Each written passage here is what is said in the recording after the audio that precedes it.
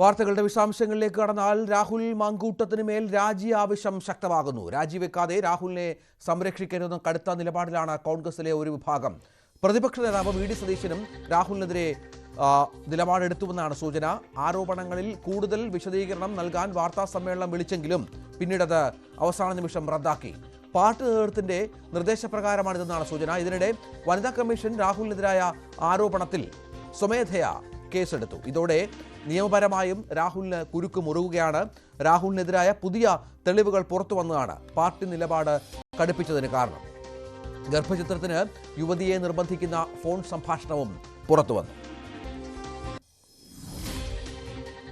എന്റെ പെർമിഷൻ ഇല്ലാതെ എന്നെ അത് ഇല്ലാതാക്കണമെന്ന് പറയുന്നത് എന്റെ അർത്ഥത്തിലാണ്. ആ കോൺസിക്വൻസ് ഞാൻ ഒറ്റയ്ക്ക് ഫേസ് ചെയ്തോളാം പറഞ്ഞല്ലോ. അത് താൻ തന്നെ കുറിച്ച് മാത്രം ചിന്തിക്കുന്നതുകൊണ്ടാണ്, അല്ലാതെ എന്നെ കുറിച്ച് ചിന്തിച്ചിട്ടല്ല. അല്ല, ഒരിക്കലുമല്ല.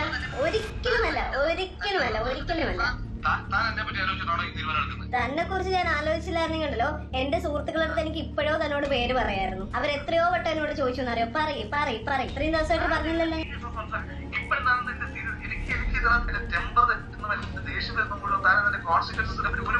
തന്റെ ടെമ്പർ തെറ്റുമ്പോ തനിക്ക് എന്തെങ്കിലുമൊക്കെ വിളിച്ച് പറയാൻ പറ്റുന്ന ഒരു വസ്തു ഒന്നും അല്ല ഞാൻ, കേട്ടോ. താൻ എന്റെ ടെമ്പർ തെറ്റിച്ചതാണ്. ഇപ്പൊ ഞാൻ വളരെ സമാധാനപരമായിട്ടാണ് തന്നോട് സംസാരിച്ചിട്ടുള്ളത്. ഈ നിമിഷം വരെ ഞാൻ തന്നെ ഒരു ചീത്തയും വിളിച്ചിട്ടില്ല, മോശമായിട്ടൊരു വാക്ക് ഞാൻ തന്നെ വിളിച്ചിട്ടില്ല. ഇത് വട്ടം എനിക്ക് വിളിക്കാനുള്ള അവസരമുണ്ട്, പക്ഷെ ഞാനത് വിളിക്കുന്നില്ല. എന്റെ പ്രവൃത്തി എന്ന് പറഞ്ഞ ഒരു പോട്ടെ, താൻ എന്റെ കൂടെ എന്തായിരുന്നു താൻ വിചാരിക്കണ്ട. ഒരു പെണ്ണാണല്ലോ. ഇതാണോ തന്റെ ആദർശം? വലിയ ആദർശമാണോ ഇതൊക്കെയാണോ ആദർശം? ലൈഫിൽ കൊണ്ടുപോകണോ ആദർശം? ഞാൻ അതിനോട് ഒരിക്കലും ഒരു തെറ്റ് ചെയ്യില്ല. താൻ ചെയ്യുന്ന തെറ്റ് ഞാൻ അതിനോട് ചെയ്യില്ല. ഞാനത് മാനേജ് ചെയ്തോളാന്ന് പറഞ്ഞിട്ട് താൻ ഇങ്ങനെ കളിക്കുന്നു. അതുണ്ടായിട്ട് എനിക്ക് ഉപേക്ഷിക്കാൻ പറ്റത്തില്ലല്ലോ. ഞാൻ കൊണ്ടുവരത്തില്ല. അതിന് സേഫ് അവിടെ കൊണ്ടുവന്ന് താൻ കൊന്നു കളയെന്ന് എനിക്കറിയാം. സിനിമ ഇത്രയും കണ്ടോണ്ടിരുന്ന സിനിമയായിരുന്നല്ലോ. ബാക്കിയുള്ളവരുടെ ഇമോഷൻസ് ഒന്നും താൻ ഇത്രയും ഭയങ്കര പ്രാക്ടിക്കൽ ആയിട്ടുള്ള ഒരാള് സമ്മതിച്ചു. ബാക്കിയുള്ള സ്ത്രീകളുടെ മനസ്സോ അല്ലെങ്കിൽ അവരുടെ ഇമോഷൻസോ അവരെന്താണ് ചിന്തിക്കുന്നത്, അവർക്ക് എന്ത് ബോണ്ടിങ് ആണ് ഇങ്ങനെ ഒരു സംഭവം വരുമ്പോൾ ഉണ്ടാകുന്നത്, അതൊന്നും തനിക്കറിയണ്ട. എനിക്ക് തന്റെ ഫ്യൂച്ചർ, തന്റെ ജീവിതം, തന്റെ കാര്യം, എല്ലാം തന്റെ കാര്യം മാത്രം. ഞാൻ എന്റെ ഏറ്റവും വലിയ എന്റെ നാട്ടിൽ നിൽക്കാൻ പോലും പറ്റാഞ്ഞിട്ട് വേറൊരു സ്ഥലത്ത് പോയി നിൽക്കുന്ന കാര്യമാണ് ഞാൻ പറഞ്ഞുകൊണ്ടിരിക്കുന്നത്. ഉറപ്പായിട്ടും എനിക്ക് ഇനിയിപ്പോ ഞാനൊരു കാര്യം പറയട്ടെ. ഇപ്പൊ എന്നെക്കാളും ഇമ്പോർട്ടൻസ് ഞാൻ എന്റെ ലൈഫിൽ വരുന്ന ഒരു കുഞ്ഞിന് കൊടുക്കുന്നുണ്ട്. അത് എന്റെ സ്നേഹമാണ്, തന്റെ പോലത്തെ സ്നേഹമല്ല. അത് ഞാൻ നോക്കിക്കോളാം. എനിക്ക് നല്ല അന്തസ്സായിട്ട് തന്നെ വളർത്താൻ പറ്റും. തന്റെ ഒരു സഹായം അതിന് ആവശ്യമില്ല. ഭ്രാന്ത് ഉണ്ടാക്കി തന്നിട്ട് ഇനിയിപ്പോ ഞാൻ എന്ത് ഭ്രാന്ത് കാണിക്കുന്നു? തന്നോട് എന്താണോ ചെയ്തത്? താനല്ലേ എന്നോട് ചെയ്യുന്നത്. താൻ ഇങ്ങനെയൊന്നും ചെയ്യരുത്. ഇതൊക്കെ ഓപ്പോസിറ്റ് നിൽക്കുന്നതും മനുഷ്യരാണെന്നുള്ള ചിന്ത വേണം എപ്പോഴും. ഞാൻ എന്ത് ചെയ്തെന്നാണോ പറയുന്നത്? ഞാൻ ഇപ്പൊ ചെയ്യുന്നത് എന്റെ മനുഷ്യത്വത്തിന് എന്റെ ശരിയാണ്. അത് തന്നെ ഒരിക്കലും ബാധിക്കാൻ വേണ്ടിട്ട് ഞാൻ എന്തെങ്കിലും ചെയ്തിട്ടുണ്ടോ? എന്റെ ലൈഫ് തകരത്തില്ല. തന്റെ ലൈഫ് തകരത്തില്ല.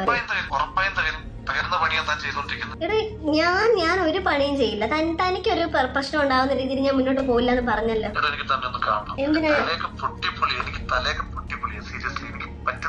എന്നെ സ്നേഹം കൊണ്ടല്ല താൻ കാണാൻ വരുന്നതെന്ന് എനിക്കറിയാം. എനിക്ക് നല്ലപോലെ അറിയാം. തന്റെ ടെൻഷൻ മാറി കിട്ടണം. അതിന് ഞാനൊരു വസ്തുവാണ്. എന്നിട്ട് എന്തെങ്കിലും കളിക്കിട്ടൊന്ന് കൊല്ലാനാണോ? എനിക്ക് കൊന്നേരം അതാ തനിക്ക് ഏറ്റവും സേഫ് ആയിട്ടുള്ള കാര്യമല്ലേ? എന്നിട്ട് താൻ മിടുക്കനായിട്ടങ്ങ് പോവോ? കൊന്നിട്ട് താൻ എന്താ ചെയ്യും? തനിക്ക് കൊല്ലാനാണ് തോന്നിയെങ്കിൽ താൻ കൊല്ലും. ഇതാണ് പെൺകുട്ടിയുടെ ഓഡിയോ പുറത്തു വന്നത്.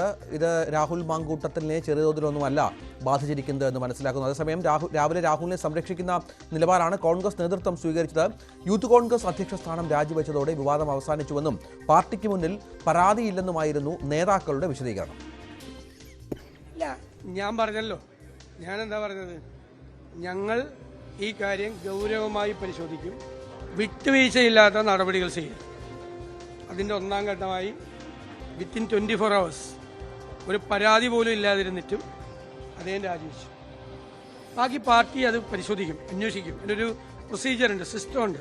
എന്നിട്ട് നോക്കാം. പിന്നെ ഈ പറയുന്ന ആളുകൾ, ബഹളം ഉണ്ടാക്കുന്ന ആളുകളൊക്കെ അവരുടെ കാര്യത്തിൽ അവരെന്താണ് ചെയ്യുന്നത് എന്ന് അവരൊരു ആത്മപരിശോധന നടത്തണമല്ലായിരിക്കും. And I think this chapter is over because he has resigned from the Youth Congress. So far to the party, no complaint has come from any person, any woman or any family against Rahul. From the party, we didn't receive any complaint. We came to know from various media where some people are complaining.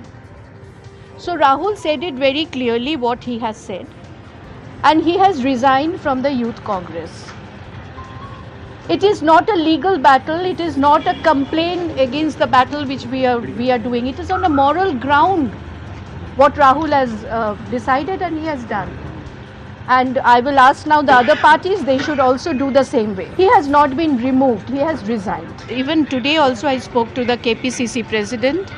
We didn't get any kind of complaint, and not in the police station also there is no FIR lodged against him. That chapter 2 days before is over. I will ask the opposition party to look into their party matters first and then tell about. ഒരു കോടതി വിധിയോ ഒരു FIRO അതല്ലെങ്കിൽ ഒരു serious ആയിട്ടുള്ള return ആയിട്ടുള്ള ഒരു complaint ഏതെങ്കിലും സർക്കാർ സംവിധാനങ്ങളിലോ ഒക്കെ വരുന്നതിന്റെ മുമ്പ് തന്നെ ഇങ്ങനെ ഒരു ആരോപണ പരിസരം ഉയർന്നപ്പോൾ അതിൽ രാജ്യസന്നദ്ധത പാർട്ടി നേതൃത്വത്തെ അറിയിക്കുകയും പാർട്ടി നേതൃത്വമായിട്ട് ആലോചിച്ചിട്ട് തന്റെ രാജിയും അയാൾ പ്രഖ്യാപിച്ചിട്ടുണ്ട്. ബീഹാറിൽ ഒരു യാത്രയിൽ പങ്കെടുക്കാൻ പോകുന്നതിന്റെ കാര്യത്തിലൊക്കെ ഒളിച്ചോടി മുങ്ങി എന്നൊക്കെ വാർത്തകൾ കൊടുക്കുന്ന, ടൈറ്റിൽ കൊടുക്കുന്ന മാധ്യമ പ്രവർത്തനം അത് ശരിയാണോ എന്നുള്ളത് മാധ്യമങ്ങൾ തന്നെ വിലയിരുത്തിയാൽ മതി എന്നുള്ളത്. ഇതാണ് ഈ വിഷയത്തിൽ ഇതുവരെ രാഹുൽ മാങ്കൂട്ടത്തിൽ വിഷയത്തിൽ ഇതുവരെ കോൺഗ്രസ് നേതൃത്വം സ്വീകരിച്ചിരിക്കുന്ന നിലപാട്. പക്ഷേ വലിയ വെല്ലുവിളിയാണ് കാത്തിരിക്കുന്നത് രാഹുൽ മാങ്കൂട്ടത്തെ നേരെ. ഡാൻ കുര്യൻ ചേരുന്നു. ഡാൻ, ഈ വിഷയത്തിൽ കോൺഗ്രസ് നേതൃത്വം നിലപാട് കടുപ്പിക്കുന്നു എന്ന സൂചനയാണ് ഇതുവരെ പുറത്തു വരുന്നത്. വാർത്താസമ്മേളനം വിളിച്ച വാർത്താസമ്മേളനം റദ്ദാക്കേണ്ടി വന്നു രാഹുൽ മാങ്കൂട്ടത്തിന്. കാരണം പാർട്ടി നേതൃത്വത്തിന്റെ സമ്മർദ്ദമാവാം. ഒരുപക്ഷെ തന്റെ വാദം ഒന്നുകൂടി വിശദീകരിക്കാനാവും രാഹുൽ ശ്രമിച്ചത്. പക്ഷേ അത് പാർട്ടി അംഗീകരിച്ചിട്ടില്ല. രാഹുലിന്റെ രാജിയിലേക്ക് കാര്യങ്ങൾ പോകുമോ? എന്താണ് രാവിലെ നേതാക്കൾ രാഹുലിനെ ന്യായീകരിച്ചതാണ്, പിന്നീട് എന്താണ് സംഭവിച്ചിരിക്കുന്നത്? പുറത്തു വന്ന ഈ ശബ്ദലേഖനമൊക്കെ അതിന് സമ്മർദ്ദത്തിന് പുതിയ കാരണമായി മാറിയിട്ടുണ്ടോ?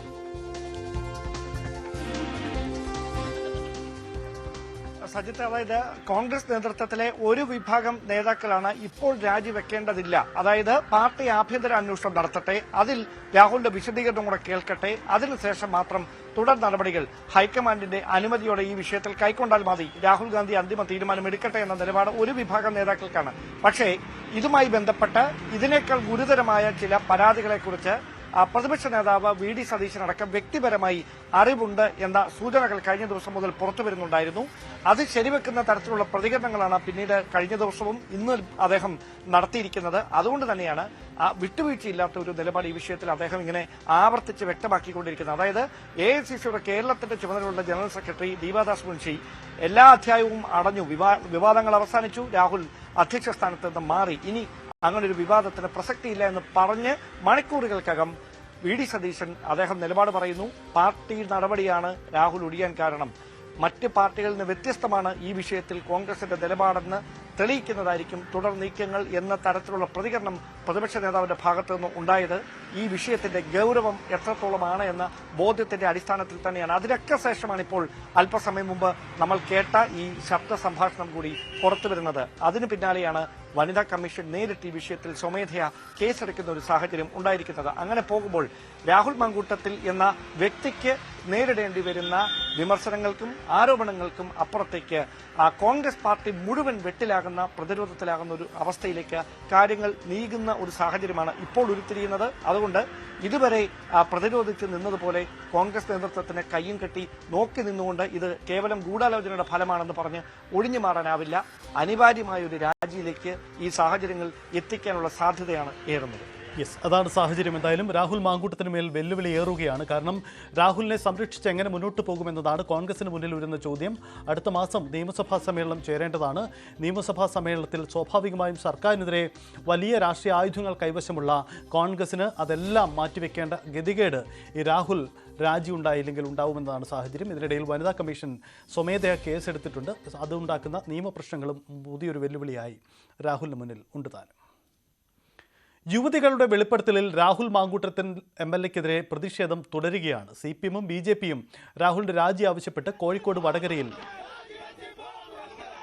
രംഗത്ത് വന്നു. വടകരയിൽ ഷാഫി പങ്കെടുത്ത പരിപാടിയിലേക്ക് CPM പ്രവർത്തകർ മാർച്ച് നടത്തി. രാഹുലിനെ സംരക്ഷിക്കുന്നത് VD സതീശനും ഷാഫി പറമ്പിലുമാണെന്ന് പ്രവർത്തകർ ആരോപിക്കുന്നു.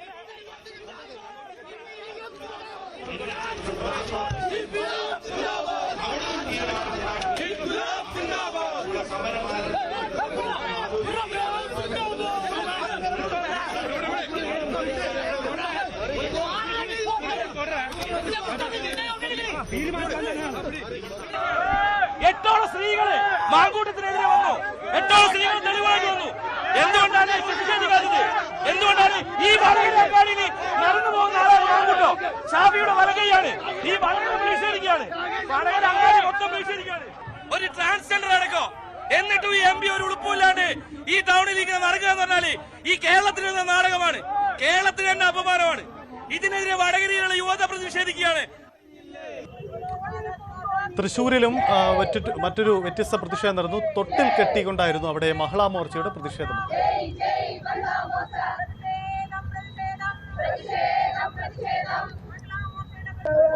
ട്രാൻസ്ജെൻഡർ വിഭാഗത്തിൽപ്പെട്ടിട്ടുള്ളവരെ വരെ രാഹുൽ വെറുതെ വിടുന്നില്ല എന്നുള്ളതാണ് ഇന്ന് പുറത്തു വന്നിരിക്കുന്ന തെളിവുകൾ. അത് ശക്തവും കൃത്യവുമായിട്ടുള്ള തെളിവുകളുടെ അടിസ്ഥാനത്തിൽ തന്നെയാണ് ആരോപണങ്ങൾ ഉന്നയിച്ചുകൊണ്ട് സ്ത്രീകൾ ഇന്ന് പൊതു മാധ്യമ രംഗങ്ങളിലേക്ക് വളരെ സജീവമായിട്ട് വന്നിരിക്കുന്നത്. ആ സാഹചര്യത്തിൽ MLA ആയിട്ട് തുടരാൻ അദ്ദേഹത്തിന് ഒരു അർഹതയുമില്ല.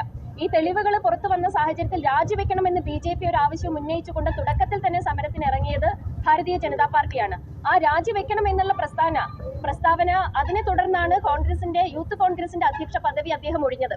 ആ പദവിയല്ല, സംഘടനാപരമായിട്ടുള്ള പദവി എന്തുമായിക്കൊള്ളട്ടെ, അത് ഞങ്ങളെ ബാധിക്കുന്ന വിഷയമല്ല. പൊതുസമൂഹത്തെ സംബന്ധിച്ചിടത്തോളം കോൺഗ്രസിന്റെ അധ്യക്ഷ പദവിയിൽ നിന്ന് മാറ്റിയിരിക്കുന്ന വ്യക്തി, അതായത് കോൺഗ്രസിന്റെ മെമ്പർഷിപ്പിൽ നിന്നും ഒഴിവാക്കുമെന്നാണ് പറയുന്നത്. കോൺഗ്രസിന്റെ മെമ്പർഷിപ്പിൽ നിന്നും ഒഴിവാക്കുന്ന വ്യക്തിയെ പേറി നടക്കേണ്ട ഒരു ബാധ്യത പൊതുസമൂഹത്തിനില്ല. ആ പൊതുസമൂഹത്തിന്റെ ഭാഗത്ത് നിന്നുള്ള ആ ഒരു MLA പദവി രാജിവെക്കണം എന്നുള്ള ആവശ്യത്തിൽ ഞങ്ങൾ ഉറച്ചു നിൽക്കുകയാണ്. അങ്ങനെ ശക്തമായ പ്രതിഷേധ പരിപാടി നടക്കുന്നു. ഇതിനിടയിൽ കേരള ശാസ്ത്രോത്സവം സംഘാടക സമിതി രൂപീകരണ യോഗത്തിൽ നിന്നും രാഹുൽ മാങ്കൂട്ടത്തിലെ ഒഴിവാക്കാൻ നിർദ്ദേശം നൽകി മന്ത്രി V ശിവൻകുട്ടി. പൊതുവിദ്യാഭ്യാസ വകുപ്പ് ഉദ്യോഗസ്ഥർക്കാണ് മന്ത്രി നിർദ്ദേശം നൽകിയത്. മറ്റന്നാൾ പാലക്കാട് ജില്ലാ പഞ്ചായത്ത് ഹാളിലാണ് യോഗം നടക്കുന്നത്. യോഗത്തിന്റെ അധ്യക്ഷനായിരുന്നു രാഹുൽ മാങ്കൂട്ടത്തിൽ.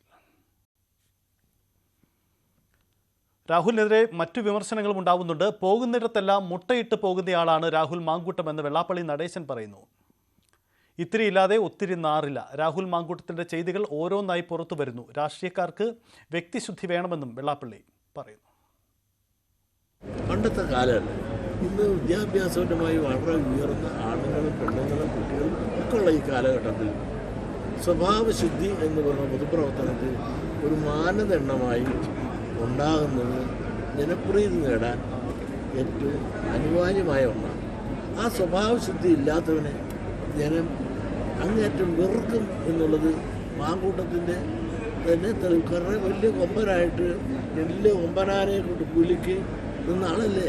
2 കൊമ്പ് ഒടിഞ്ഞ് കാല് ഒടിഞ്ഞ് ഇപ്പോൾ ഒരു കിടക്കല്ലേ തീർത്ത്. ഇപ്പോൾ MLA സ്ഥാനം വരെ ഉപേക്ഷിക്കേണ്ട ദുരവസ്ഥയിലേക്ക് എത്തിയില്ലേ. രാഹുൽ മാങ്കൂട്ടത്തിനെതിരെ VD സതീശൻ്റെയും ഷാഫി പറമ്പിലിൻ്റെയും മുന്നിൽ നിരവധി പരാതികൾ കിട്ടിയിട്ടും നടപടിയെടുത്തില്ലെന്ന് DYFI സംസ്ഥാന സെക്രട്ടറി VK സനോജ്.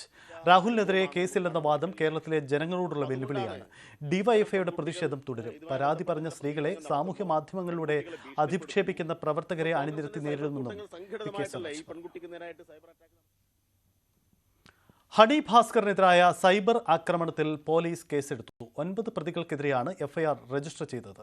സംഭവത്തിൽ തിരുവനന്തപുരം സൈബർ പോലീസാണ് കേസെടുത്തത്. ഇതിന് പിന്നാലെ സ്ത്രീകൾക്കെതിരായ സൈബർ ആക്രമണങ്ങളിൽ നിന്ന് കോൺഗ്രസ് പ്രവർത്തകർ പിന്മാറണമെന്ന് പ്രതിപക്ഷ നേതാവ് VD സതീശൻ പറഞ്ഞു. ഒരു സ്ത്രീകൾക്കെതിരെയും സമൂഹമാധ്യമങ്ങളിൽ വേട്ട പാടില്ല. അങ്ങനെയുണ്ടായാൽ കർശന നടപടിയെന്നും പ്രതിപക്ഷ നേതാവ് കൊച്ചിയിൽ പറഞ്ഞു. ഒരു സ്ത്രീയെയും സമൂഹ മാധ്യമത്തിലൂടെ വേട്ടയാടാൻ പാടില്ല. അത് കോൺഗ്രസ് ഒരു കാരണവശാലും അനുവദിക്കില്ല. ഏതെങ്കിലും കോൺഗ്രസ് പ്രവർത്തകർ വേറെ ആരെങ്കിലും കണ്ടിട്ട് ആവേശഭരിതരായിട്ട് അത് ചെയ്യരുത്, അതിൽ നിന്ന് പിന്മാറണം എന്നാണ് എൻ്റെ അഭിപ്രായം. സ്ത്രീകൾക്കെതിരായ സൈബർ ആക്രമണങ്ങളിൽ നിന്ന് കോൺഗ്രസ് പ്രവർത്തകർ പിന്മാറണമെന്ന് പ്രതിപക്ഷ നേതാവ് വി ഡി സതീശൻ. ഒരു സ്ത്രീകൾക്കെതിരെയും സമൂഹ മാധ്യമത്തിൽ വേട്ട പാടില്ല, അങ്ങനെയുണ്ടായാൽ കർശന നടപടിയെന്നുമാണ് അദ്ദേഹം കൊച്ചിയിൽ പറഞ്ഞത്. രാഹുൽ മാങ്കൂട്ടത്തിനെതിരെ ആരോപണം ഉന്നയിച്ച ട്രാൻസ്ജെൻഡർ യുവതിക്ക് പിന്തുണയുമായി ട്രാൻസ്ജെൻഡർ കോൺഗ്രസ് രംഗത്ത് വന്നു. രാഹുൽ തെറ്റു ചെയ്തിട്ടുണ്ടെങ്കിൽ ന്യായീകരിക്കില്ല. ആരോപണം ഉന്നയിച്ച അവന്തികയ്ക്ക് പൂർണ്ണ പിന്തുണ നൽകുമെന്ന് ട്രാൻസ്ജെൻഡർ കോൺഗ്രസ് രക്ഷാധികാരി അരുണിമ എം കുറുപ്പ് പറയുന്നു. ഇവിടെ ഏതെങ്കിലും തരത്തിൽ അവന്തിക വിഷ്ണുവിന്റെ വാദം ശരിയാണെങ്കിൽ രാഹുലിനെതിരെ കൃത്യമായി നടപടിയെടുക്കും.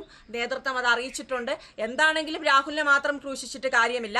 രണ്ടു ഭാഗത്തു നിന്നുള്ള കാര്യങ്ങൾ അറിയണം, സത്യാവസ്ഥ അറിയണം. നിയമവും കോടതിയും വ്യവസ്ഥിതികളുണ്ട്. അതിന്റെ അടിസ്ഥാനത്തിൽ തന്നെ തെളിവുകൾ സഹിതം എല്ലാം പുറം ലോകത്ത് വരണം. രാഹുൽ മാങ്കൂട്ടത്തിൽ രാജിവെച്ചതോടെ പുതിയ അധ്യക്ഷൻ ആരെന്ന കാര്യത്തിൽ യൂത്ത് കോൺഗ്രസിൽ തർക്കം മുറുകുകയാണ്. നിലവിലെ വൈസ് പ്രസിഡന്റ് അബിൻ വർക്കിക്ക് വേണ്ടി സംസ്ഥാന കമ്മിറ്റിയിലെ വലിയ വിഭാഗം വാദിക്കുകയും ദേശീയ നേതൃത്വത്തെ നിലപാട് അറിയിക്കുകയും ചെയ്തു. അബിന്റെ സാധ്യത ഇല്ലാതാക്കാനാണ് രാഹുലിനെതിരായ നീക്കത്തിന് പിന്നിൽ അബിനാണെന്ന പ്രചരണമെന്നും ഇവർ വാദിക്കുന്നു. അതേസമയം പുനഃസംഘടനയിൽ തഴയപ്പെട്ട KM അഭിജിത്തിനായി എ ഗ്രൂപ്പും ശക്തമായി രംഗത്തുണ്ട്. വനിതകളെ പരിഗണിച്ചാൽ KC വേണുഗോപാൽ പക്ഷക്കാരിയായ അരിത ബാബുവിന്റെ പേരിനാണ് മുൻതൂക്കം. യൂത്ത് കോൺഗ്രസിന്റെ അധ്യക്ഷ സ്ഥാനത്തിന് വേണ്ടി അവകാശവാദം ഉന്നയിച്ചുകൊണ്ട് കൂടുതൽ ഗ്രൂപ്പ് നേതാക്കൾ രംഗത്തെത്തിയിരിക്കുന്നതോടെയാണ് തർക്കം രൂക്ഷമാകുന്ന സാഹചര്യമുണ്ടായിരിക്കുന്നത്. രാഹുൽ മാങ്കൂട്ടത്തിലുമായി ബന്ധപ്പെട്ട് ഉയർന്ന ആരോപണങ്ങളുടെ പശ്ചാത്തലത്തിൽ പ്രതിച്ഛായ നഷ്ടം വീണ്ടെടുക്കാൻ ഒരു വനിത തന്നെ യൂത്ത് കോൺഗ്രസിനെ നയിക്കട്ടെ എന്ന അഭിപ്രായം പാർട്ടിയുമായി ബന്ധപ്പെട്ട കേന്ദ്രങ്ങളിൽ കഴിഞ്ഞ ദിവസം ഉയർന്നു കേൾക്കുകയും അവിടേക്ക് KC പക്ഷക്കാരിയായ അരിത ബാബുവിന്റെ പേര് ശക്തമായി മുമ്പോട്ട് വരികയുമൊക്കെ ചെയ്തിരുന്നു. അതോടൊപ്പം ഡോക്ടർ സോയ ജോസഫിന്റെ ഉൾപ്പെടെ പേരുകൾ സജീവമായി ചർച്ചകളിലുണ്ടായിരുന്നു. പക്ഷേ അതിനപ്പുറത്തേക്ക് രമേശ് ചെന്നിത്തല ഉൾപ്പെടെയുള്ള ഐ ഗ്രൂപ്പിന്റെ മുതിർന്ന നേതാക്കൾ അബിൻ വർക്കിക്ക് വേണ്ടി നിലപാട് കടുപ്പിച്ചതോടെയാണ് ഇപ്പോൾ തർക്കം രൂക്ഷമാക്കിയിരിക്കുന്നത്. അബിൻ വർക്കിക്ക് ഒപ്പമുള്ള സംസ്ഥാന കമ്മിറ്റിയിലെ ഒരു വിഭാഗം നേതാക്കളും ഒരു വിട്ടുവീഴ്ചയും വേണ്ടതില്ല, കമ്മിറ്റിയിലുള്ള ഒരാളെ മാത്രമേ അധ്യക്ഷനാക്കാവൂ എന്ന നിലപാടിൽ ഉറച്ചു നിൽക്കുകയാണ്. സംഘടനയുടെ ദേശീയ നേതൃത്വത്തെ അടക്കം അവർ ഈ നിലപാട് അറിയിച്ചിട്ടുണ്ട് എന്ന വിവരങ്ങൾ കൂടിയാണ് പുറത്തുവരുന്നത്. ഒരു തർക്കം ഉണ്ടാവില്ല, ഒരു തർക്കവും അത് ചർച്ച ചെയ്തിട്ടില്ലല്ലോ. വിനയന തർക്കം ഉണ്ടാവണം. ഇതിനുള്ള പ്രശ്നം ഒന്നിലധികം ആളുകൾ എഫിഷ്യന്റ് ആയിട്ടുള്ള അതിന് പ്രാപ്തിയുള്ള ആളുകളുണ്ട്. അതിൽ നിന്ന് ഒരാളെ വെക്കാൻ പറ്റുള്ളൂ, ഒരാളെ വെക്കും. അബിൻ വർക്കി ക്രൈസ്തവ ന്യൂനപക്ഷത്തിന്റെ പ്രതിനിധിയായി യൂത്ത് കോൺഗ്രസിന്റെ അധ്യക്ഷ സ്ഥാനത്തേക്ക് എത്തുന്നതിന് സാമുദായിക സമവാക്യങ്ങൾ തിരിച്ചടിയാകുമെന്ന ഒരു പ്രതീതിയാണ് അബിനെ എതിർക്കുന്നവർ മുമ്പോട്ട് വെക്കുന്നത്. അതായത് KPCCയുടെ അധ്യക്ഷ സ്ഥാനത്ത് ക്രൈസ്തവ മുഖമാണ്, KSUവിന്റെ അധ്യക്ഷ സ്ഥാനത്ത് ക്രൈസ്തവ മുഖമാണ്. അങ്ങനെയിരിക്കെ പോഷക സംഘടനയുടെ അധ്യക്ഷ സ്ഥാനത്തേക്ക് കൂടി, അതായത് യൂത്ത് കോൺഗ്രസിന്റെ അധ്യക്ഷ സ്ഥാനത്തേക്ക് കൂടി ഒരു ക്രിസ്ത്യൻ ന്യൂനപക്ഷ മുഖമായ അബിൻ വർക്കിയെ പരിഗണിച്ചാൽ അത് സാമുദായിക സമവാക്യങ്ങൾ താളം തെറ്റിക്കും. അതുകൊണ്ട് ഒരു ഭൂരിപക്ഷ സമുദായത്തിന്റെ പ്രതിനിധിയെ അവിടേക്ക് പരിഗണിക്കണമെന്ന നിലപാടാണ് എതിർ വിഭാഗങ്ങൾ മുമ്പോട്ട് വെക്കുന്നത്. അവിടെയാണ് എ ഗ്രൂപ്പ് ഇപ്പോൾ കഴിഞ്ഞ പുനഃസംഘടനയിൽ അവഗണന നേരിട്ട KM അഭിജിത്തിന്റെ പേരിന് വേണ്ടി, KSUവിന്റെ മുൻ സംസ്ഥാന അധ്യക്ഷൻ കൂടിയായ KM അഭിജിത്തിന്റെ പേരിന് വേണ്ടി ശക്തമായ അവകാശവാദവുമായി രംഗത്തെത്തിയിരിക്കുന്നത്. അഭിജിത്തിനെ പോലെ പൊതു സ്വീകാര്യതയുള്ള ഒരു മുഖത്തെ സംസ്ഥാന അധ്യക്ഷ സ്ഥാനത്തേക്ക് പരിഗണിച്ചാൽ നിലവിലുണ്ടായിരിക്കുന്ന ഈ പ്രത്യാഘാതങ്ങൾ മറികടക്കാൻ കഴിയും. സമരോന്മുഖമായി സംഘടനയെ നയിക്കാൻ KM അഭിജിത്തിന്റെ അധ്യക്ഷ സ്ഥാന പരിഗണനയിലൂടെ കഴിയും എന്ന തരത്തിലുള്ള വിവരങ്ങളാണ് എ ഗ്രൂപ്പുമായി ബന്ധപ്പെട്ട കേന്ദ്രങ്ങൾ ദേശീയ നേതൃത്വത്തെ അറിയിച്ചിരിക്കുന്നത്. അതോടൊപ്പം KC പക്ഷത്ത് നിന്ന് ബിനു ചുള്ളിലിന് വേണ്ടിയുള്ള വാദവും ശക്തമായി തന്നെ തുടരുന്നുണ്ട്. അതിനിടയിൽ എങ്ങനെ ഈ തർക്കങ്ങൾ പരിഹരിച്ചുകൊണ്ട് ഒരു പുതിയ അധ്യക്ഷനെ തെരഞ്ഞെടുക്കാം എന്നതാണ് സംഘടനയുടെ ദേശീയ നേതൃത്വം നേരിടുന്ന പ്രധാനപ്പെട്ട വെല്ലുവിളി. എന്തായാലും തെരഞ്ഞെടുപ്പ് അടുത്ത വർഷം നടക്കാനിരിക്കുന്ന ഒരു പശ്ചാത്തലത്തിൽ രാഹുൽ ഗാന്ധിയും പ്രിയങ്ക ഗാന്ധിയും ഉൾപ്പെടെയുള്ള മുതിർന്ന നേതാക്കൾ ഈ വിഷയത്തിൽ എടുക്കുന്ന നിലപാട് ഇതിൽ നിർണായകമായി മാറുമെന്ന് തന്നെയാണ് സൂചന. ഇടവേളയാണ്, മടങ്ങി വരാം.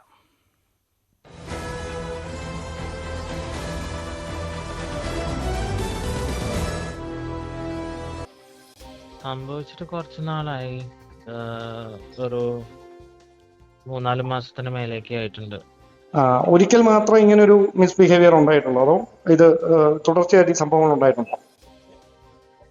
ആദ്യമൊക്കെ തുടർച്ചയായി തന്നെ ഉണ്ടായിട്ടുണ്ട്. പിന്നെ ഇയാൾക്കെതിരെ പല പല ആരോപണങ്ങൾ ഉണ്ടാകുന്ന സമയത്ത് അയാൾ പിന്നീട് കോണ്ടാക്ട്സ് കുറച്ചിട്ടുമുണ്ട്. പിന്നെ ഇന്ന് രാവിലെ ഉൾപ്പെടെ എനിക്ക് കോൾ ചെയ്തിട്ടുണ്ട്. കാരണം അയാൾ പേടിക്കുന്നു ഭയക്കുന്നു എനിക്ക് തോന്നിയിട്ടുണ്ട്. കാരണം ഇത് പുറത്ത് പറയുമ്പോൾ ഇങ്ങനെയുള്ള അയാൾക്ക് ചിലതര വൈകൃതങ്ങളാണ്.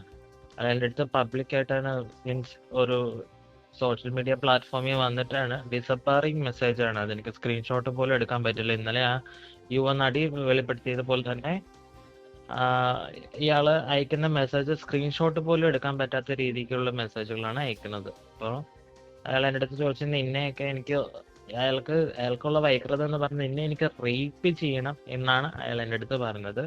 അത് ഇവിടെയല്ല, നമുക്ക് കേരളത്തിന് വെളിയിലുള്ള ഏതെങ്കിലും ഹോട്ടലുകളിൽ ബാംഗ്ലൂരോ ഹൈദരാബാദോ ആണ് അയാൾ സജക്ഷൻ ചെയ്ത 2 ഹോട്ടലുകൾ. അവിടെ നമുക്ക് പോകാം. ഇവിടേക്ക് ഇങ്ങനെ ഇതായാൽ ആളുകൾ കാണും. ഒന്നാമത് ഞാനും ഇങ്ങനെയൊക്കെ നിൽക്കുന്ന ആളാണ് എന്നൊക്കെ പറഞ്ഞാണ് എൻ്റെ അടുത്ത് സംസാരിച്ചത്. നിങ്ങളപ്പോൾ എന്ത് മറുപടിയാ പറഞ്ഞത് ഈ രീതിയിൽ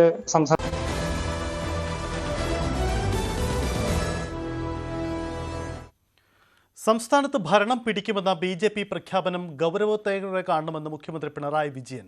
BJP മേൽക്കൈ നേടിയാൽ കേരളം ഇതുവരെ നേടിയ എല്ലാ മൂല്യങ്ങൾ തകരുമെന്നും മുഖ്യമന്ത്രി മുന്നറിയിപ്പ് നൽകി. അമിത്ഷാ